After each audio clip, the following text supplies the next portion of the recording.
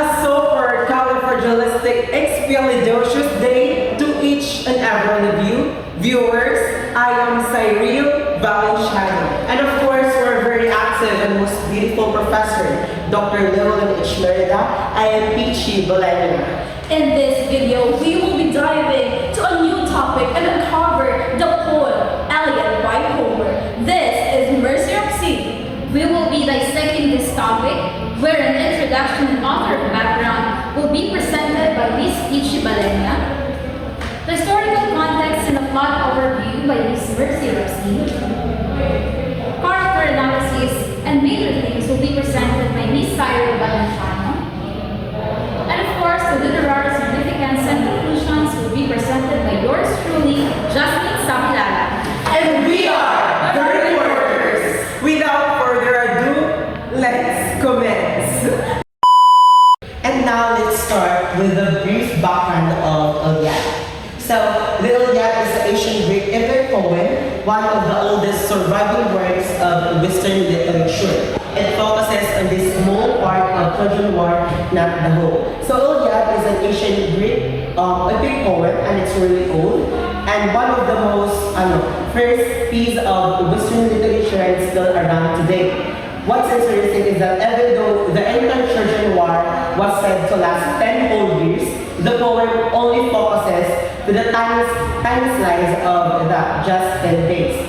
It's like if you make a movie about long war, but you only focus or you only show the most intense and emotional part, starting right in the middle of the whole actions, then filling in bits of backstory as you go. Homer didn't feel the need to tell every single thing that happened from the wars, from start to finish. Instead, he picked the part with the most important complex, both on the battlefields and between the heroes themselves. It zooms in the human side of a huge legendary event rather than just listing facts about the war. And because it's one of the most older surviving stories in Western literature, it's basically set the blueprints of how we tell big dramatic tales even now. And now let's proceed to the author's background, which is Homer. So we know very little about Homer. This is Homer, guys. He's thought to have lived around 8th century BCE, possibly in Ionia, modern day Turkey. Many believe he was a blind who composed the Illiad and Odyssey orally before they were written down. So Homer's full name is simply Homer, from the ancient Greek Homeros. There is no record about last name or additional given name. Unfortunately, we didn't find or we don't have different details about his birthday and also his death. A scholar only guessed he lived roughly around 8th century BCE, about 3,000 years ago. With the old legend suggesting he have died on the Greek islands of Los, though these are not proven facts. What most agree on is that Homer is likely poet who sang and recited stories to the audience. Many ancient tales describe that Homer is a blind, which may have helped him to develop incredibly memory skills to tell long stories or complex narratives. The Illiad and the Odyssey weren't written down when he first composed them. Instead, he possibly a group of poets using his name created them orally, using repeating phrases, rhythms to make them easier to remember. It wasn't until several hundred years after this time that the poems were written down, allowing them to survive to this day. And that's my part. Let's call Mercy Roxy. Thank you for that wonderful introduction, Ms. Peachy Balenia. And now we will continue discussing the historical context of Trojan War. But the question is, what is Trojan War? Is a legendary conflict in Greek mythology said to have occurred around the 12th or 13th century BC between the Greeks and the Trojans of the city of Troy in modern-day Turkey near the Dardanelles Strait. And that ended of the Greeks sacking the city using the famous Trojan horse.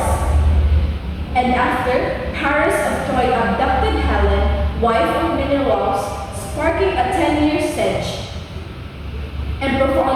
influenced Western literature and culture involving gods, heroes like Achilles and Hector, and epic battles. Trojan War is one of the most significant situations that has evolved during the Iliad by Homer because it discusses about heroism and also it dives in or tells the importance of those who have sacrificed during this period. And now, we will discuss the plot overview. First, we have the quarrel and Achilles' withdrawal. The Achaean Greek forces besiege the city of Troy. A major internal conflict erupts with Agamemnon, and the Achaean leader seizes Briseis, a war prize belonging to the greatest warriors, Achilles. Enraged and insulted, Achilles withdraws his troops, the Myrmidons, from the battle, praying that the Achaeans suffer heavy losses without him. Next is Patroclus' death and Achilles' return and revenge. The tide of the war turns dramatically in favor of the Trojans.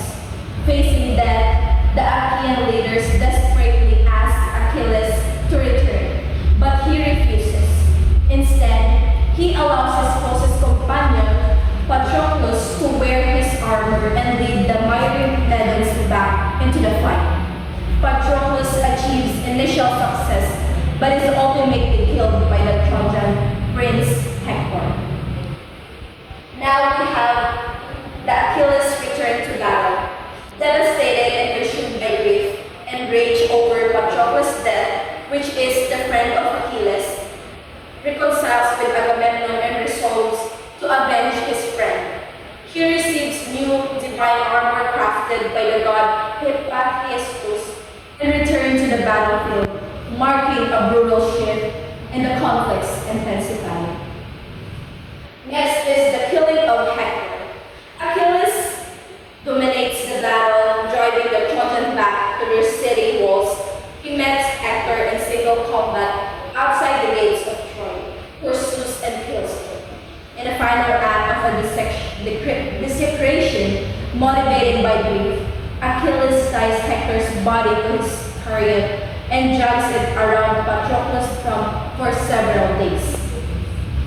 For the information of everyone, this is the king of Troy, which is the father of Hector. And lastly, the funeral rites. The epic concludes not with the fall of Troy, but with a powerful moment of humanity. King Priam of Troy, guided by the gods, enters the Achaean camp at night to beg Achilles for his son's body back. Achilles is moved by pity and thoughts of his own father. The two men share a moment of mutual respect and grief. The poem ends with a truce for the funeral and burial rites of Hector. And that ends my part of the topic. Now let's call on Ms. Cyril Valiciano for the continuation of the topic. Thank you. Thank you, Ms. Roxine.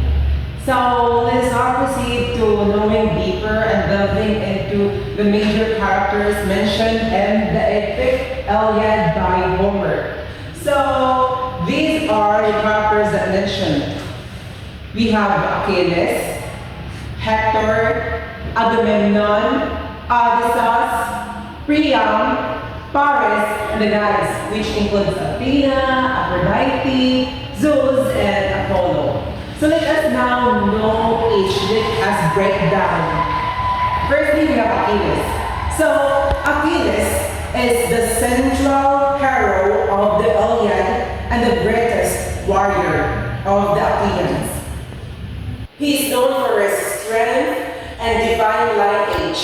He is defined by pride, rage, and honor. So Achilles' withdrawal from the battle after being dishonored by Agamemnon leads to Greek losses. Patroclus' death reignites his wrath, leading to Hector's death. His compassion towards Priam at the end reveals his humanity. So we have mentioned Hector. So Hector is the second character. Hector is Troy, greatest noble counterpart. He fights out of duty to his family and city. Hector's internal conflict about war and family, especially in his scene with Andromache, highlights his humanity. So Hector's death marks the tragic climax of the topic. Third, we have the character Agamemnon. So Agamemnon, leader of the Greeks, is arrogant and prideful. His conflict with Achilles triggers the epic's event. He represents load and leadership and the destructive consequences of pride. Thirdly, we have Odysseus. So, Odysseus symbolizes intelligence and strategy. Odysseus' diplomacy and cunning often stabilize the Greek forces, showing that heroism includes wisdom as well as strength. Fifth, we have Priam. So Priam, the king of Troy, represents dignity and paternal love. His plea to Achilles for Hector's body is one of the epic's most emotional moments, showing shared human suffering. Six, we have Paris. Paris, whose actions spark the war, represents vanity and irresponsibility. Unlike Hector, he avoids battle and depends on the gods. Last but not least, we have the gods and goddesses. The gods and goddesses intervene throughout the epic, influencing battles and decisions. Their actions represent fate and unpredictability, and the limits of human control. So those are the characters that plays a vital role in this epic poem that led by Homer. So let us now proceed to the major themes of this epic. First, major themes, or one of the most important themes, is the rage of Achilles. The epic begins with Achilles' wrath. His anger causes for suffering for the Greeks, while his driven rage leads to Hector's death. His eventual compassion brings emotional solution. So his eventual compassion brings emotional resolution. Second, we have faith and freedom. So in the epic, the characters already know their destinies, but cannot escape them. Achilles knows returning to the battle means death. Hector accepts his fate, and therefore, in this epic poem, one of the major themes is that fate dominates in human actions. Thirdly, we have the tragedy of war. The Iliad reveals war's brutality, grief, and destruction. Women and children suffer greatly. War is shown as both noble and devastating. We also have pride and conflict. Pride fuels conflict, especially between Achilles and Agamemnon. Their one-bit egos create division and suffering. And lastly, we have compassion and humanity. Despite the violence, compassion appears, most notably when Achilles returns Hector's body. The moment highlights shared humanity even between enemies. So in conclusion, the epic poem or the Illiad by Homer is more than just a war story.